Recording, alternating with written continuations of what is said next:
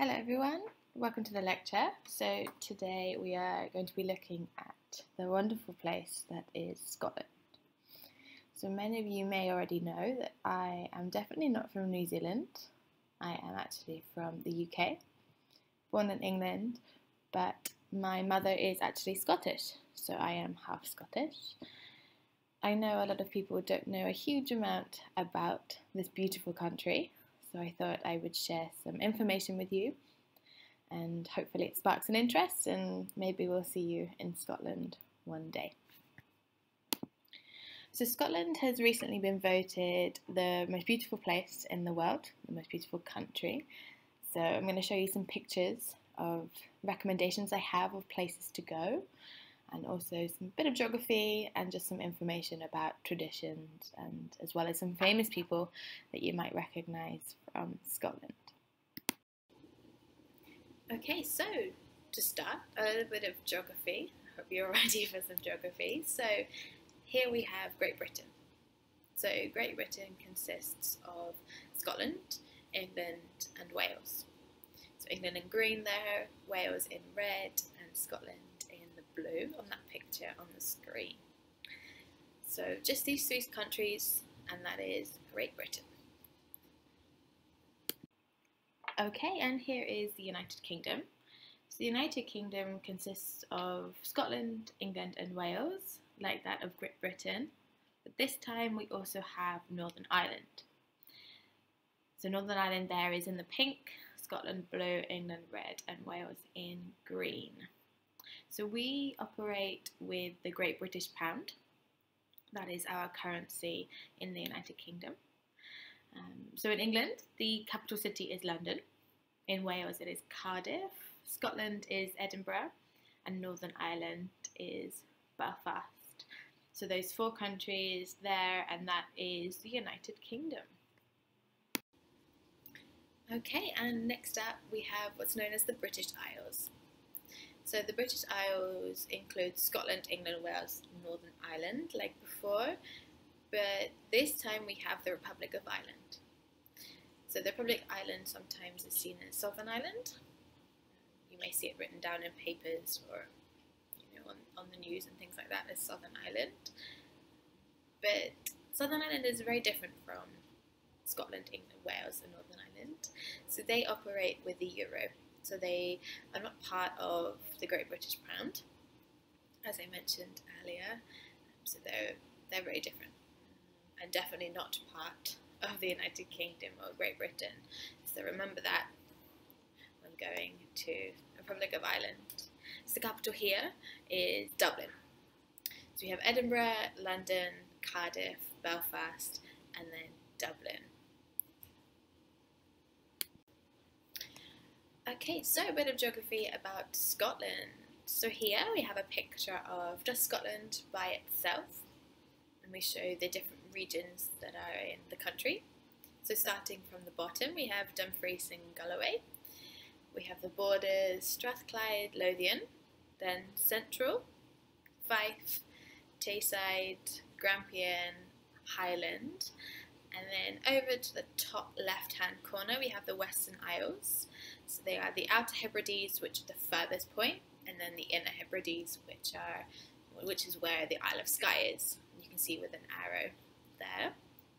And then on the top right-hand corner we have Orkney Island and Shetland Islands.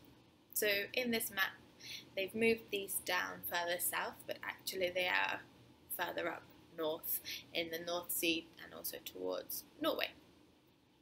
Okay, so of course I could fit it all in the same slide as it is realistically. So in this presentation I'm going to talk about the Isle of Skye, Fort William and Glencoe, Glasgow, which is a very big city in Scotland, Edinburgh, which of course is the capital city of Scotland, and then we're going to look a little bit at Shetland and the Orkney Islands. Okay, we'll go through those, we'll have a look at some of the touristy areas, just some fun facts and things like that. And then I'm going to move on to some traditions and some famous people that you can find from Scotland. So first I'm going to talk a little bit about the capital city, which is Edinburgh. So the population in Edinburgh from 2011 was 495,360 people. Okay, so you'll see in the picture at the city, it is actually one of my favourite cities in the whole world. I mean, Auckland is lovely, but Edinburgh is full of so much history, and the architecture is beautiful, I believe. And yeah, it's somewhere that's very close to my heart. So some fun facts about Edinburgh. I don't want to just give you some information you could just find on the internet easily. I thought I'd give you some interesting information. So firstly, Edinburgh was the first city in the world to have its own fire service, which is quite a big feat, I think. These were all voluntary firemen, so it was said that it may have taken a while for them to arrive at the disaster, but still it's quite a cool thing to have started. So Edinburgh is quite a green city, so it has 112 parks altogether, and it has more trees per person of population or per head of population than any other UK city. So basically Edinburgh has a lot of trees. And also for some of you Harry Potter fans out there, J.K. Rowling actually lived in Edinburgh for a while, and there is a cafe called The Elephant where she wrote a lot of the book. Okay, so if you have a look on the internet there, you can Google where it is, you can go and visit it. It's a very interesting thing to say you've done. So yeah, most of the city was actually built in Georgian times, so it's quite an old city. In the 18th century it started to become quite big. Okay, so there you go, that's just the main part of the city. A popular place to visit in the city is Edinburgh Castle. Okay, so here's a picture of the beautiful castle. So this castle was built in the 12th century. Okay, it's built on top of a rock. As you can see, it's quite big. So the rock is known as Castle Rock, Edinburgh Castle and Castle Rock. You know, it's very, very thought out there, that name. And yes, so actually the rock is an extinct volcano. So this volcano hasn't actually erupted for about 350 million years, thankfully, and it is very, very unlikely that it will ever. Of course, that's why it's extinct. I thought that was quite a cool fact for you guys to know. So it was a volcano, but no longer. Now at Edinburgh Castle, you can see this fantastic show.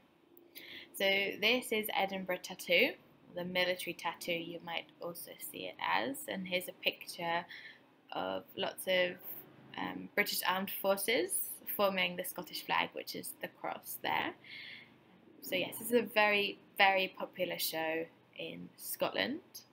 I mean, it's a beautiful place to have it right up in the castle, and you get a fantastic view of the city. So in this show, you'll see a lot of bagpipes, drums, and dancing.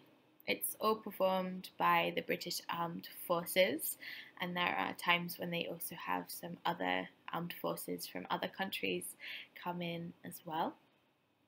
This show is held every August, and the first one took place in 1950. So since it began back in 1950, more than 14 million people have attended the tattoo, which is a lot of people, and for the past 18 years it has sold out. So it's nearly impossible to get tickets. You have to book really far in advance. Unfortunately, I haven't had the opportunity or the pleasure to go and see it, but we are able to watch it on TV. It is broadcast throughout the United Kingdom, which is great to see. It's nice to see my heritage and the bagpipes as well. The bagpipes are an acquired taste, so not many people enjoy the sound, but I do. I think they're fantastic. So the show, actually, any money that it makes, it is sent to charity. It is for charitable purposes, and it is for the military armed forces. So it's for a good cause as well, which is another great thing. So yes, that is the Edinburgh Tattoo. I would love to go one day, and I would highly recommend anybody to go. Just make sure you book really far in advance. Another big city we have in Scotland is Glasgow. Okay, so Glasgow has a population of 598,830 people, and that was back from 2011. So it is technically more populated than Edinburgh, but Edinburgh is the capital city. So Glasgow is a Victorian city, so it's slightly different design to that of Edinburgh, so it'll look kind of different. So here's a picture of the city here. So a fun fact about Glasgow is that it was rated the top place for any concerts or music gigs outside of London, which is a very big thing to have. London is huge for any music or entertainment, and so for Glasgow to be second, that's pretty impressive. So if you like music, Glasgow is a place to go. Okay, so let's move up further north. Well, actually this time northwest. So I'm going to take you to a place called the Isle of Skye. Now the Isle of Skye is part of the Inner Hebrides of Scotland. It has a population of 10,008 people, and it is the fourth most populous island in Scotland. It is also incredibly beautiful. Okay, so you can see there from that picture, it's very picturesque landscapes and views. It is lovely. I think it gives New Zealand a good run for its money, which basically means I think it is good competition for New Zealand and its incredible views and landscapes. So if you ever visit Skye, I would recommend visiting Old Man of Storr, Dunvegan Castle and the Skye Highland Games. So if any of you have ever seen the Disney film Brave, which is based in Scotland, the girl with the big orange curly hair. So in that film they have families come round and they play archery and they do some log throwing and things like that. That is very simply what the Skye Highland Games is about. Okay, so competition between families and people taking part in activities and games, and also there's lots of dancing, drums, and of course the bagpipes too. I will put a link in the bottom of the video for you to have a quick look at what the Skye Highland Games actually looks like in real life. It's very interesting. I would recommend giving that a quick watch. If you travel east of Isle of Skye, you're going to reach a very big lake. This lake is called Loch Ness. Okay, so this is a beautiful picture of part of it. Unfortunately, we can't fit the whole of the lake in it. The lake is very big. So Loch Ness is situated in Highland in Scotland. Okay, and it is, as I said, very large. So the maximum depth of the lake is 226 metres, which is around 744 foot. So that is, as you can see, very deep. Okay, I have been to Loch Ness. It is incredible. We did a little boat trip on the lake, and I mean it's cold, definitely cold, but honestly breathtaking. The views were amazing, and yeah, I would highly recommend this one as well. So Loch Ness has a bit of a story. There is some evidence, whether true or not true, that there is actually a monster that lives in this lake. So this is known as the Loch Ness Monster, or for short, Nessie. You'll see it. So Nessie is a large unknown animal.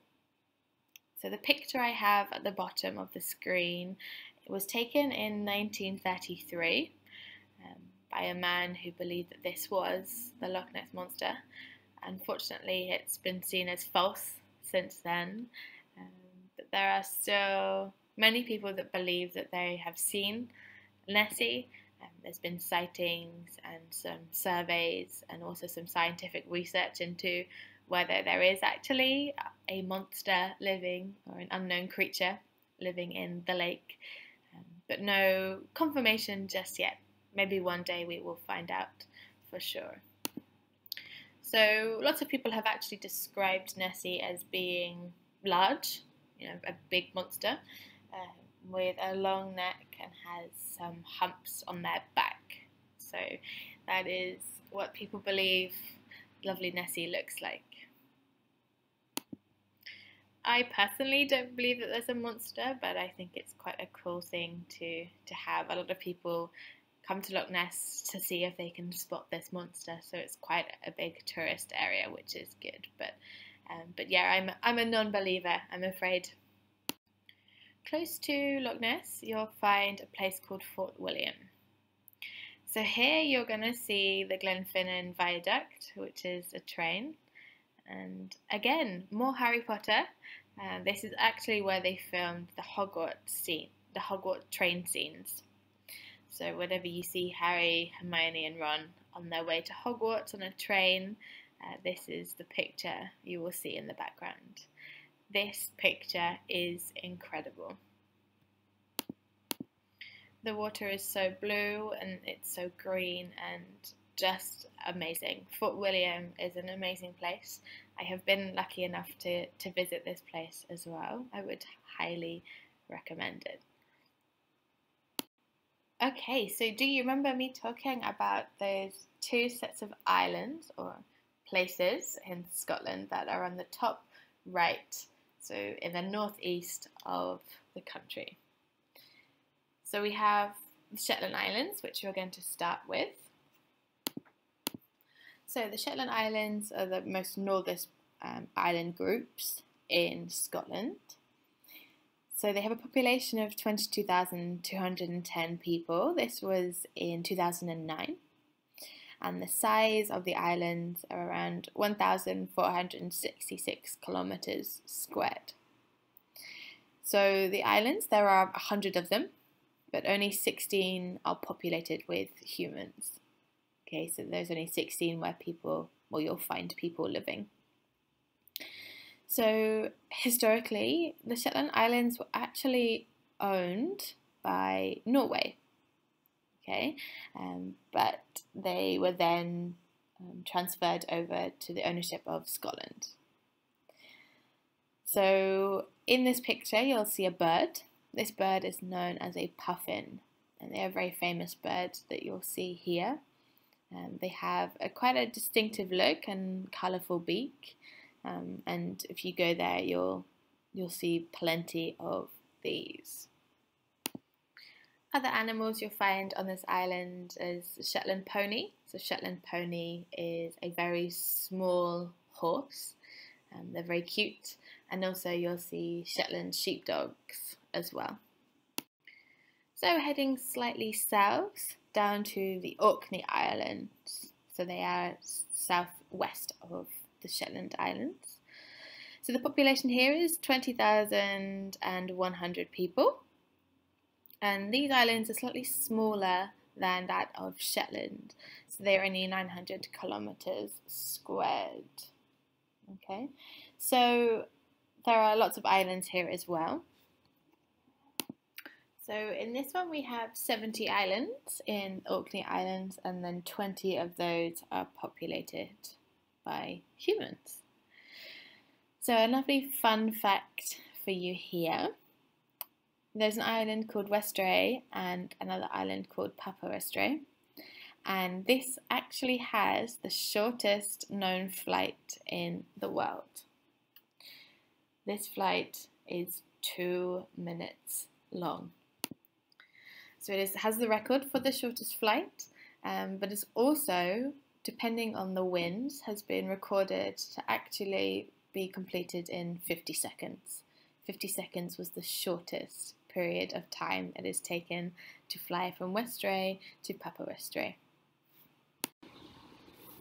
Like most languages, Scotland also has slang.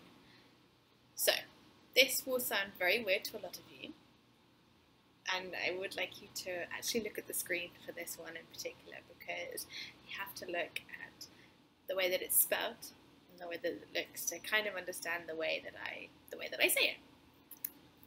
So what I'm going to do is I'm going to pronounce it in kind of Scottish. Well, maybe not with the best Scottish accent, I apologise, but I'm then going to give you a literal translation and then tell you actually what it really means. Okay, so we'll look at the first one, which is the top right hand corner, which is don't be a wee clype. Okay, so we here is small. So it basically means don't tell tales. Okay, so when you see someone do something bad and then you go and tell their parents or something, guess what such and such did? Okay, so a Scottish person would say, don't be a wee clype. So don't tell tales. Okay, so I think that might be the easiest one we have on the screen. So I'm going to look to the first one on the left. So this one is a wee in Ballyahede. A wee in Ballyahede. Okay, so the literal translation here is go away and turn your head. Okay, which basically means forget it or get lost. Somebody says something ridiculous, a bit stupid, a bit silly, or asks you for something, and there's no chance that you'll give it to them. You'll hear a Scotsman or Scotswoman say away in Ballyahede. So head spelled H-E-I-D here. Like I said, very strange, but I actually think you'll hear this quite a lot if you go to Scotland. So in the middle we have A Dinny Ken. I Dinny Ken is literally translated as, well, I don't know. There's no literal translation or real meaning here. It just means I don't know. So Ken is no in this sense, and Dinny is do not. So I dinny ken, I don't know. This is something my granddad says a lot of the time, so I know this one very well when I was a child. And the one on the right, so we have your bum's out the windy. Your bum's out the windy. So literal translation here is your bottom is out of the window, which of course means absolutely nothing unless you're physically sat with your bottom out the window, but it really means you're talking rubbish. So what you're saying to me is complete rubbish, I don't believe you, it's nonsense, your bum's out the windy. Okay, and we also here have a Scottish tongue twister. So some of you may know what a tongue twister is. It's a sentence or a group of words that are very difficult to pronounce fast or in general. So this one here, it's a bra brech men leth neth the next Mrs. Rech. So bra brech men leth neth the next Mrs. Rech, which basically translates as, it's a beautiful, bright moonlight night tonight, Mrs. Wright. It's a bra brech men leth neth the next Mrs. Rech. So if you say that fast, or just say it at all, it's quite a difficult one to pronounce actually. That's again another gem that my granddad taught me as a child, and I've never forgotten it. I like it because it's very weird. It sounds very funny too. Maybe if you meet someone with a Scottish accent, you should talk about this and it will sound much better. So yeah, that is some slang and some language that you'll hear in Scotland. Right, so time to look at some of the traditional dress of Scotland. So here we have two pictures. On the left we have a young man wearing the traditional dress, and then on the right we also have a man who's playing the bagpipes, and he's in his full suit for a musician. So as you'll probably notice first, that these men are not wearing trousers. These men are actually wearing a skirt. Okay, In Scotland, we don't call them skirts. In this case, this is known as a kilt. So a kilt is, as you see here, the tartan pattern on these two pictures. So the red, green and white squares, that pattern is known as tartan.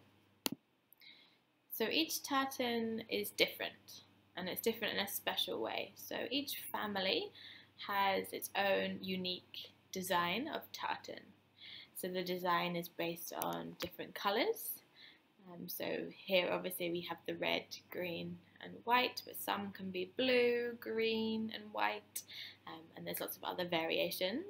Also, the size of the squares and the pattern style can be slightly different depending on the families. So of course each family will have two sides.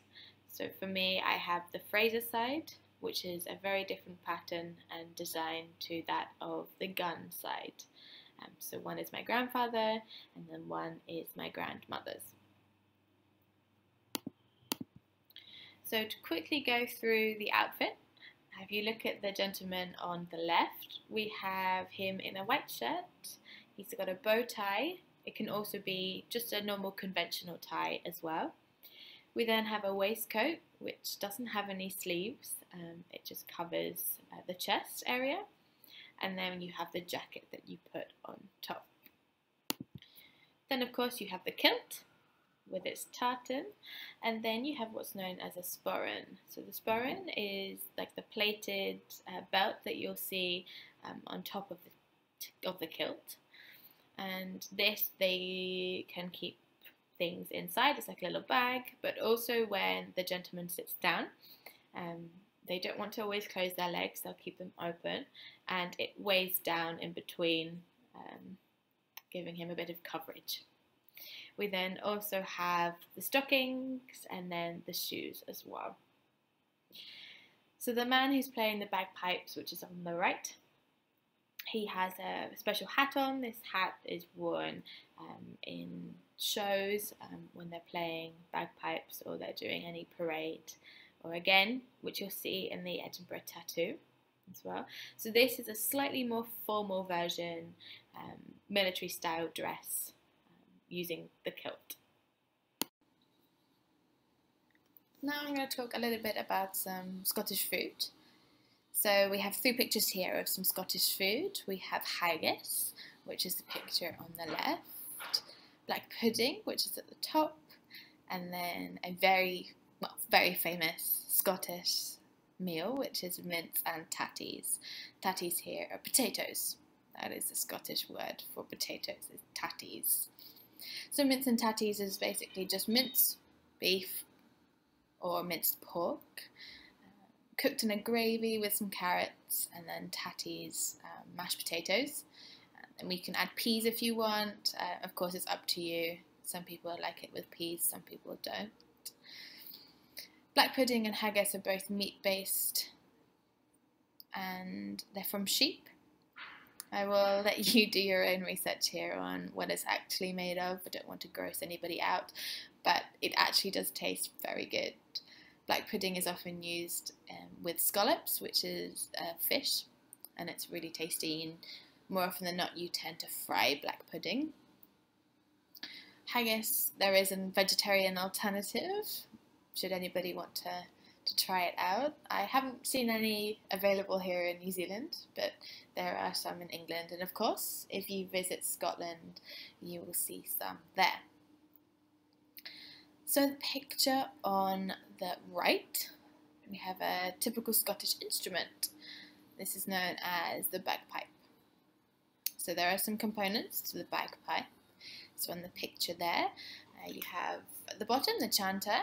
So that's where the player will put their fingers to make the different notes.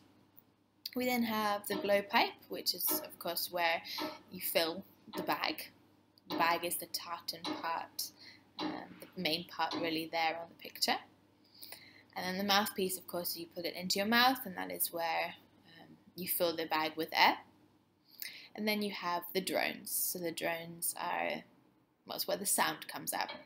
So when they play, they squeeze the bag to force the air out, and then the air goes through the drones to make that very distinctive bagpipe noise. Right, so as I said at the beginning, we're going to have a look at some famous people from Scotland. So on this page we just have actors and actresses, which I'm sure some of you might recognise from lots of big and famous films. So to start, at the top left-hand corner we have Sean Connery. Here he's pictured as the very famous and very popular international spy James Bond. So Sean Connery was born in Scotland. You might not hear his accent in the films. I think it's quite weak. I think he had to maybe tone it down a little bit. It's quite strong. So yeah, that's the first one. There's Sean Connery at the top. Then we have the lovely David Tennant. So some of you will recognise David Tennant from a TV show called Doctor Who. He was the Doctor for a few series back in England, and I think it's now made its way across the world. Actually, it's a very popular TV show. He is also in Jessica Jones, which is a Marvel TV show which you can find on Netflix, but he's not a very nice person in that at all. We then have James McAvoy. So James McAvoy has been in lots and lots of films. So I think he might be the most recognisable here. So just to name a few, he's been in X-Men, he's Mr. Tumnus in Narnia, he's also been in films such as Split, Filth and The Wanted. Okay, so he stars with Angelina Jolie in one of these films and lots of other big Hollywood names. I mean, I think he's my favourite actor on this page for sure. Okay, and we then have Rose Leslie. So Rose Leslie, you may recognise from the very popular Game of Thrones. She plays Ygritte in the TV show, unless you've read the books, you'll hear about her too. Then we have Gerard Butler. So Gerard Butler has been in The Bounty Hunter and The 300 and lots of other big Hollywood films as well. You won't hear his accent in a lot of films. I believe he tries to tone it down. It's quite a strong accent he has, so you might not hear it all the time. Beneath that we have Katie Leung. So as you can see, Katie Leung is all dressed up in her lovely Hogwarts uniform. So she, of course, starred in Harry Potter. She was Harry's love interest at one point. You can see Harry asking Cho to the dance in the Goblet of Fire at the top of a clock tower in the snow. And then we have Karen Gillan.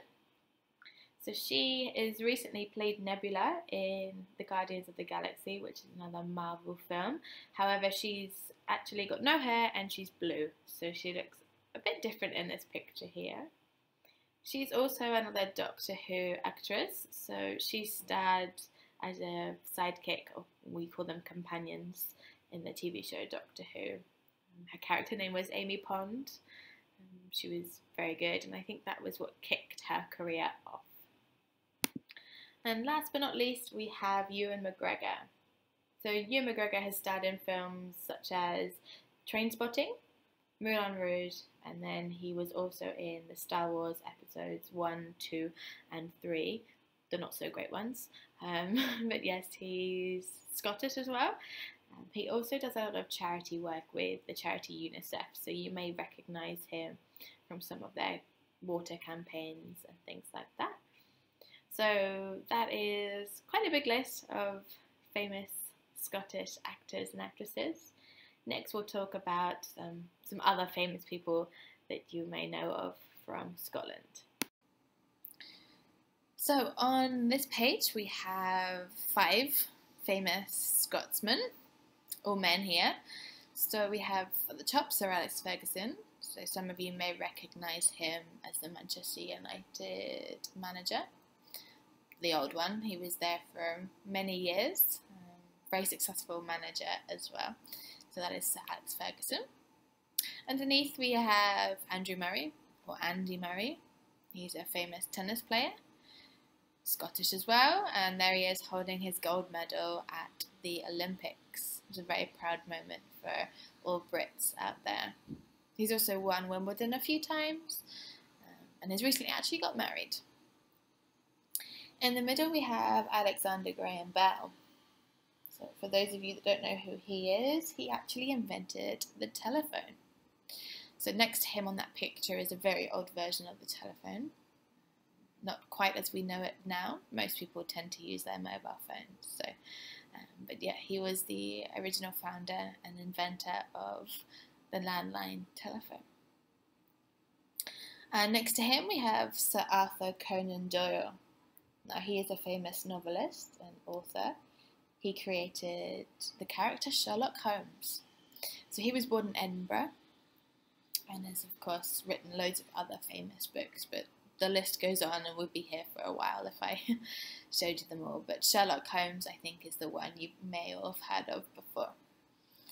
And then at the bottom we have Alexander Fleming.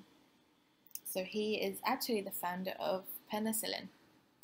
Okay, so really important medicine in modern day now. And yeah, another Scotsman. So those are a few examples of some famous people who have come from this beautiful country. So I'm quite a big film fan, and I thought it'd be interesting to show you just examples of some films that were actually shot or filmed in Scotland. So firstly we have the film Trainspotting. So Trainspotting is a huge film in Great Britain. I hope some of you have heard of this before. If not, I would recommend doing some research. You have to, of course, be over the age of 18. It is rated 18, so if you're not, please do not watch it. So Trainspotting was actually filmed in urban Edinburgh. Okay, so everything you see in the film is shot in the capital city of Edinburgh. Okay, and then, of course, you see the three wizards, well, one witch, I should say, from Harry Potter. So I've put a little picture there at the bottom right hand corner, which is actually Glenfinnan Railway. And this is where the Hogwarts steam train goes across in the film. So this is where they filmed any of the train film scenes, which was in Scotland. So that's pretty cool. We then have at the top Braveheart, which is a Scottish-based film, starred Mel Gibson. And then we have Prometheus, which I think some of you may have watched before. So this is a Ridley Scott directed film. And actually this was filmed in the Isle of Skye for some of it. So some of the strange, kind of out of this world looking places you see in that is actually just in Scotland, which is pretty cool. So yeah, so there's some examples of Scottish filmed films. So just to finish, this picture here is of a place called Glencoe, which is in Scotland. But I thought I'd show you it because to me this also resembles New Zealand. So often when I'm travelling through New Zealand, through the countryside, looking at the landscapes, it always reminds me of Scotland.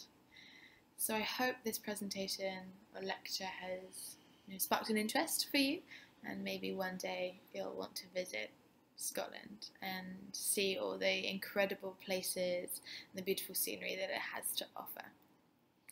So thanks for listening, guys, and good luck with your questions.